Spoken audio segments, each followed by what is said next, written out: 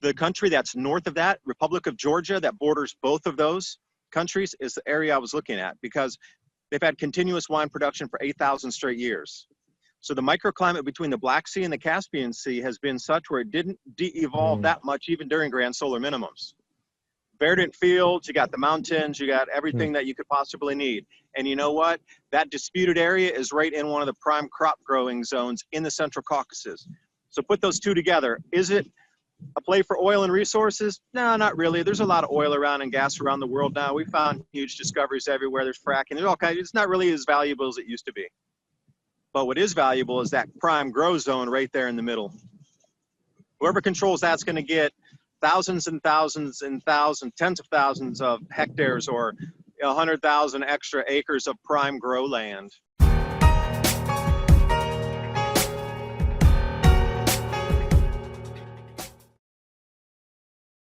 The last time we had a Democrat-led Congress and president was during the first years of the Obama administration. Janet Yellen was the Fed chair then, and now soon to be the new Treasury Secretary under Biden. Obamacare was passed, President Obama and Congress sent billions to banks and Wall Street. That was the perfect recipe, and gold soared more than 200% from 2008 to 2011. Patriot Gold Group has the No Fee for Life IRA, where your IRA or 401k can be in physical gold and silver, and you may be eligible for the No Fee for Life IRA. So go ahead and give the folks at Patriot Gold Group a call to discuss physical gold and silver. And the knowledge that Patriot Gold Group is Consumer Affairs' top-rated gold IRA dealer 5 years in a row from 2016 until present. Click the link in the description box below for more information. And now on with the video. Luckily, in the beginning of the year, we had crashing fuel prices because nobody was driving, tourism down, no airplanes, people were locked in, not allowed to travel. Now we have rising food prices, and if you haven't noticed it, food's up at least 30 to 40%. And we are so lucky in the United States that it's only 30 or 40%. Other places in the world, it's already doubled. A 100% increase, a 1x increase, you know? To your point, what's interesting about what's still going on in New York, beans or certain types of grains, they are becoming harder and harder to find on the shelves in some of the grocery stores for organic. And I buy only organic. So the organic stuff it's starting to become harder to find in the New York area. And that started, but it hasn't gotten better. That's the strange thing about it. And what I also notice is milk being an issue too. Have your own goats. You don't have to worry about that. You know, but you know, there are problems with crop yields. Now, last year I was paying more attention because of the floods that we were having early in the year and then later in the year, and the yield last year for the United States was poor. You know, grains, I go to the farmer's co-op to get it, and you know, something that people might want to think about, like hard red winter wheat, for example. You make your pastas, you're into the organic, making your own breads, etc. If you go to the farmer's co-op, you can get a 50-pound bag of non-GMO hard red winter wheat for about $15. But you got to realize this is where the farmers buy from. So when you go there, you're going to see a bunch of farmers, and you know, if you rock up in your super nice car, you're going to be out of place. But if you consider it, you're going into the farm country, into a farm supply wholesale area place, and each county in America has a co-op.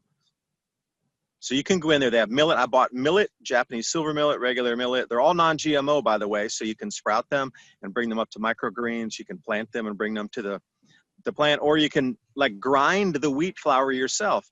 And you said to GM or non-GMO, but the organic. And how many people are thinking about grinding their own wheat flour these days and doing it in bulk, where you could buy a 50-pound bag, because it's really expensive in the store if you get even a 10-pound bag of hard red winter wheat in the wheat berries that you could sprout for wheat grass.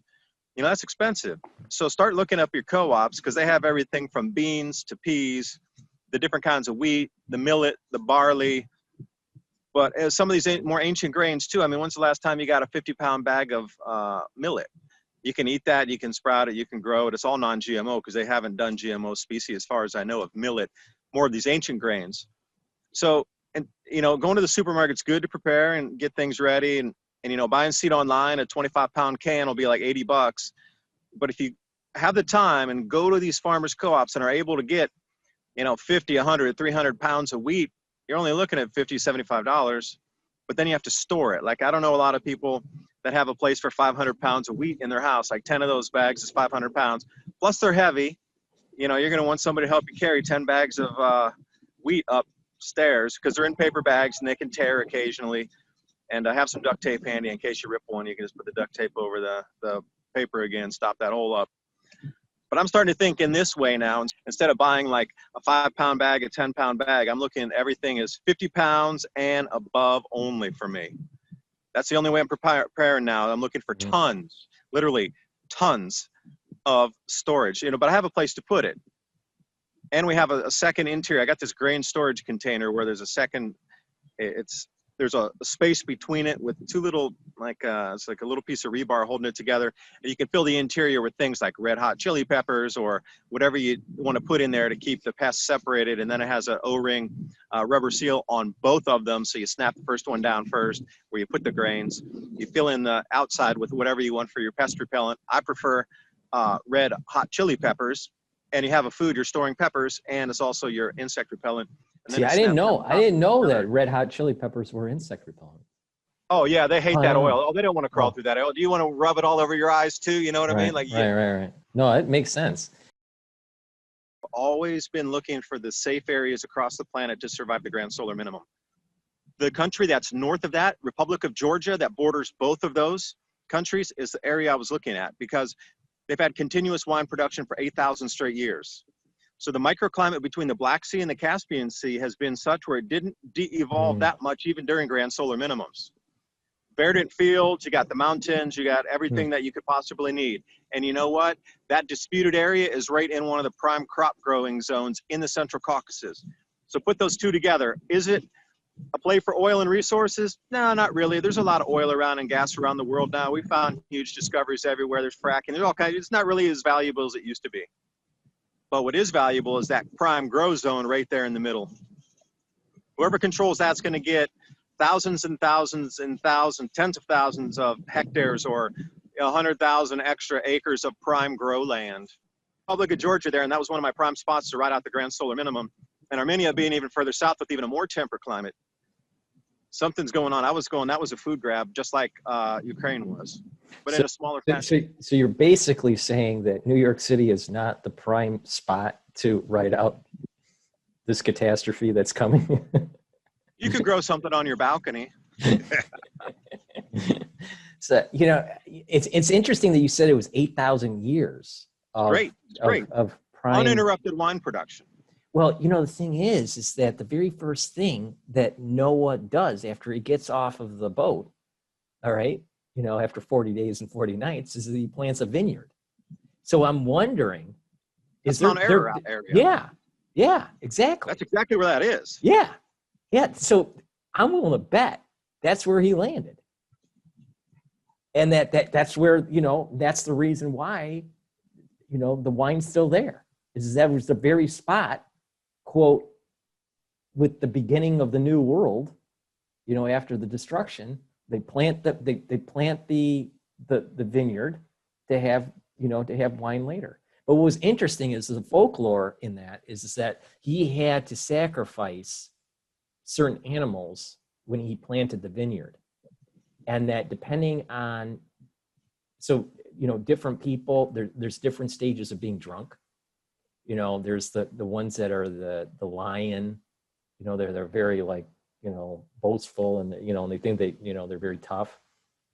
There's the pig, there's the donkey, there's these different animal types during people that are drunk. Okay. So he sacrifices each of these animals.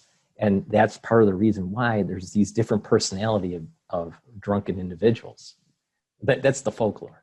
So, but I find it fascinating that with that area being tied to Noah, and that they still have the agricultural climate that, I mean, literally, it's possible to have the seeds that Noah used. It is possible, because some of the digs that they're finding, they do find the clay vessels. It's the QA or some, I forget how they pronounce it. It starts with a Q. It's the rounded clay vessel that they age the wine in, and that's where orange wine comes from, where they put the skins and the seeds and the pulp, everything in together, even the stems. And they don't refine it like we do. There's several types of winemaking. So orange wine would have gone back to maybe Noah's day of the production level, where you literally take it off the vines, you wash everything, you squeeze everything together, and you throw it in a clay vessel, and you let the natural yeast do its thing for up to 6 months. You pull it out, it has all these tannins, and it's got an orange color. Doesn't taste like oranges, obviously, but it's orange wine, and that's the new term for it. So if you want to try some of this, and that was one of the things I was really fascinated and I was really wanting to try over there, was the way they blend agriculture with the vineyards, with traditional agriculture, is this homogeneous, symbiotic mix of using the land together.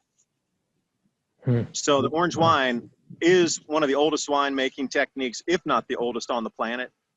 And remember, it's everything together: skin, seeds, pulp, and stems, all in the into that glass or that clay vessel called the cuille. And yeah, seal it up. They use beeswax to seal it up. And Mount Ararat is to the south of. Now, if you look on Google Earth and you're a fan of biblical floods, and I mean biblical floods, if you look on Google Earth and you wide it out just enough where you can see Russia to the north, Turkey to the south, Azerbaijan, Armenia, and Republic of Georgia, all in that area, and you can see, the Black Sea and the Caspian Sea in that kind of frame, you will actually see where the water had rolled over through there. You will very visually see how it looked like it came from east going west, and it hit and it made a mound, and then as it was draining, you can see the drain off like canyons that were formed. But we're talking something that's so far off, like really a biblical flood where the entire planet would have covered itself with water and then drained off, going from the east to the west. And you can see it very cleanly and very visibly in the Google Earth if you look at it. I mean, isn't that Not fast? Ararat, just being to the south there. That's quirky. I never thought of that. You brought it up. Yeah, but just think about it. Just, it's 2020 where, we have all this technology, where we can talk remotely, and do the recordings and have all this stuff. But it almost seems like the quickening that we were talking about, that quickening is like going right to the very point of the new world, that new world or new age when Noah gets off the boat. This thing is going right to that point. It's like the world was judged. All right. Now you and I are having this conversation on this technology in 2020, and we serendipitously, through our conversation, go right to the very point of Noah and the importance of that land, that he landed the ark, that area, that piece that he built to protect himself from that external world that was in chaos. We're told as Jews, if there's a chaotic moment that's going on, you need to put yourself in a box. You have to be in a box because the world is being judged. All right. And that to be protected, you have to be in the box or the ark. So that's what he did. He put himself in a box, in an ark. And then the world was judged. And then after it was done, he was let out to repopulate the world. So that's, the story, right? Now, there's going to be lots of people who would, debate about the validity of the Bible, but the point is, there's a lesson to be learned here. Is that there is a great judgment that is happening. There's a judgment that is, on the biological side, the crops, you have plagues, famine, you have change in weather, you have fire, you have hail, you have earthquakes, you are literally having a biblical story happening within the last couple years. All right. I think there is a legitimate argument to be made that the same things that are happening to our world right now are the same things that happened to Egypt when the Jews were going through that whole process of Exodus. All right. The 10 plagues. All right. So it's almost like people, there's a mass of people.